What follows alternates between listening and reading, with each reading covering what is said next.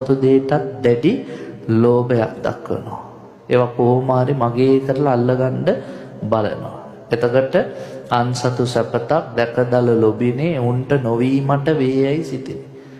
උන් කල ඒ සිත අටගත් පවිනේ උන්මතු නිරේ දුක්මයි විඳිනේ. මේ ලෝභකම නිසා සසර හැමදාම දුකමයි කියන එක පෙන්නනවා. එතකොට ලෝභය කියන එක සිතේනේ හටගන්නේ. එහෙනම් සිතෙන් සිදුවන එක. ඊළඟට දැඩි ක්‍රෝධය. අනුන් නැසීමේ සිත. තව කෙනෙක් දිනු වෙනවා හරියනවා බලාගෙන ඉන්න බෑ. අහවලාමට බැන්නා මා සතු දෙය පැහැරගත් වෛරෙන්මයි ඉන්නේ. ඒක කවදාවත් අවසානයක් වෙන්නේ නැහැ.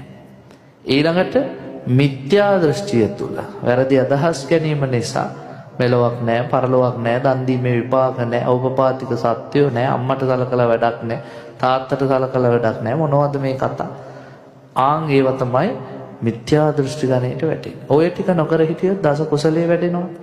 ඒතර දස අකුසලයේ බුදුරජාණන් වහන්සේ කියනවා ඔය ටික නොකර ඉන්න මේ අවසන් කාලේ. හිතයි, කයයි, වචනයයි සංවර කර. දැන් ඔය අත්තු මට කියන්න අද කාලේ ඔය ටික කරගන්න පුළුවන්ද බැරිද? පුළුවන් නම් ඔබ දිනුම් අද ගොඩක් අයට අන්තිම කාලේ කියන්නේ ඔයා මොනවද කණ්ඩාස? ඔයා සින්දු අහණ්ඩාසද? අන්තිම කාලේ කොහේ හරි එක්කයි දරුවෝ හරි පුදුම විදිහට සමහර වෙලාවට දෙමව්පියෝ අසරණ කරනවා. තව තවත් ලෝභසිත, ද්වේෂසිත, මෝහසිත ඇති කරනවා. අපේ සරියුත් මහ රහතන් වහන්සේ අනේපිට සිටුතුමා පණ අදිද්දී ගිහිල්ලා අඩු ගන්න සිටුතුමා කියලාවත් කිව්වේ නෑ. ගෘහපතිය කියලා කිව්වේ.